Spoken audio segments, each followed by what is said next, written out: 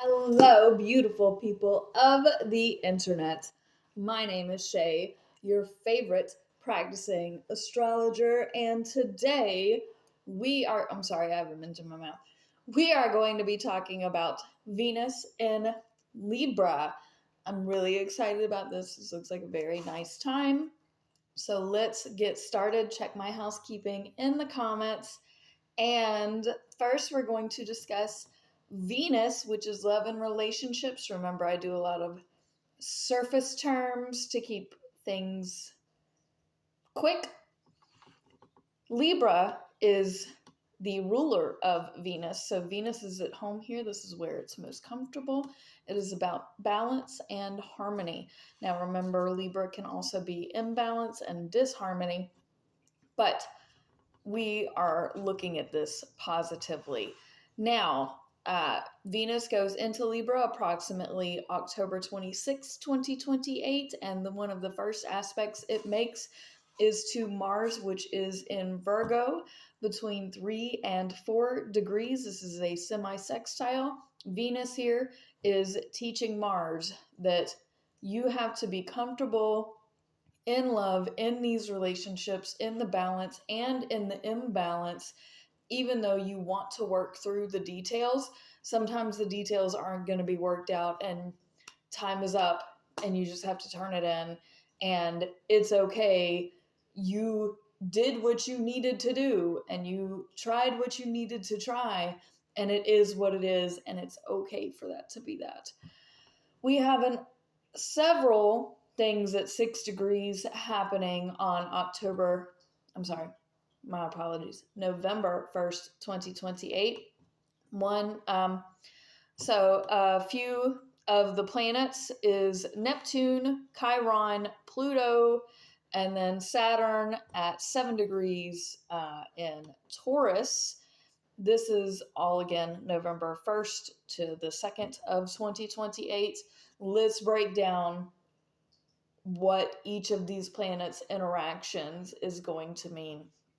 Now, I should have mentioned some of these alignments briefly in other videos. For example, my Neptune video, my Chiron and Taurus video, maybe not my Pluto video, because I did a lot of the planets that are further away as like basic what they're going to be doing, and then as I got to the planets closer, I brought in more details like here you're seeing in this Venus video.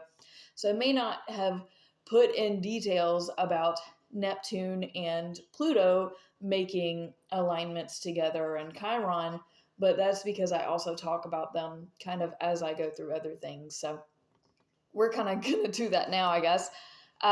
The opposition to Neptune here is it is your relationship versus what you want in your spirituality and your kind of spiritual battle versus your relationships. Are you really meant to have them? Are you meant to keep them at a distance? Do they really matter to you? Do they matter too much to you? Like, this is where you really question. And oppositions are the most felt. They're where you make a decision. So, this is a really big decision with your relationships on a spiritual level. And this could be your relationship with God here and with spirit, with your own spirit. Like, when's the last time you checked in with your spirit and went, hey, how you doing? What we doing? Um, it's not necessarily a bad thing. Aries and Libra can definitely get along, in my opinion. The issue when they don't is that Libra can't make a decision and Aries is super decisive and aggressive. Libra doesn't really like the aggression, but if their plan is to work well together, they can do that. I'm going to view this positively here because we do have a lot of positive alignments in this kind of season. So I want to lean this more positively, where you finally kind of come to terms and come to grips in your relationships and really think about how they're impacting you, how they need to look moving forward, what you're going to forgive and forget, and what you're going to hold on to and remember for karma later. But it's a very big decision with your relationships and your God. Here we have a in conjunct to Chiron and Taurus, and all of this again is at 6 degrees. We have the in conjunct to Chiron and Taurus. So your relationships and your home and your health and the things that you are trying to help in others that you struggle with, again, your relationships and your healing and the healing in other people in your house with your values, that's definitely imbalanced here and frustrating. And if you have anything in Pisces at 6 degrees, look at whatever planet it is. This is going to be a yod to Venus here, which would be God pointing out those relationships that are imbalanced and checking them, kind of doing that for you. So if you've been hurt in some sort of way or traumatized or harmed, this is where the karma for that relationship is coming to a close, being pointed at, and really just fine tuning and pinpointing, the depth of all of this meaning. For example, I have a Venus at 6 degrees in Pisces. So this for me is really going to be where my relationships meet whatever karma was intended for them. A lot of the people that have hurt me that continue to try to be in my life, this is where it really will shine on them for me. So I'm really happy to see this. I'm also happy to see that involved in this, my words, I'm sorry, I'm getting a little choked up because I'm really feel like this is finally what I've been looking for my whole life. But it is really coming across as though my words and the impact that I wish to have is finally making a greater impact on society as a whole, because the depth of which I care about our humanity moving forward and building up, it this is going to be very impactful. And I'm excited to finally see some real changes in my own relationships. Um, then Venus in Libra here trines Pluto in Aquarius. So this is thinking differently about your friendships, your friend groups, your kind of social circle as a whole, how you're going to balance this new kind of set of friends that you really enjoy having, these new experiences that you wish to have, the traveling you wish to do, the education you wish to pursue, like all of kind of the darkness and the things kind of washing out and coming to light and being let go of, and the scales of justice and karma and all of that really equaling out. This is really beautiful and impactful. And now Neptune will semi-sextile Chiron here and sextile Pluto. Chiron is going to be square Pluto at this time, which is a really big negative aspect. If I didn't talk about this particular alignment in my Chiron and Taurus video, you should call me out. Anywho, then at 7 degrees, so this is November 2nd, 2028, we have a in conjunct to Saturn. So you being stubborn in your righteousness and in your, this is my time, this is my this is, what I'm doing. You're not going to sway me. You're not persuade, whatever. Like, that stubbornness is impacting your relationships negatively, and your relationship, or it could be somebody else that is like set in their ways and always thinks they're right and won't get off of it and won't be flexible at all and won't, hey, I can't meet at 3 o'clock. Can we meet at 4 o'clock? Like simple things that, they just won't make time for, won't adjust for, won't be flexible for. And Venus and Libra here is going to decide, am I going to take this personally? Am I going to throw it back at them? Like, how are you going to react to this emotionally? And it could be that your emotional imbalance is also frustrating them because they don't feel like it's right and like that stuff aligns with their values, and they're justified in thinking that too. So this is definitely inconvenience for your relation. This may be something that would be great. How do I want to say this? When you have Venus and Libra and all these other fire and air things happening, I'm going to lean towards the element that is most dominant in the chart at that time, and it's not Taurus. So the balance, imbalance, and sensitivity needs to reign over who's more right.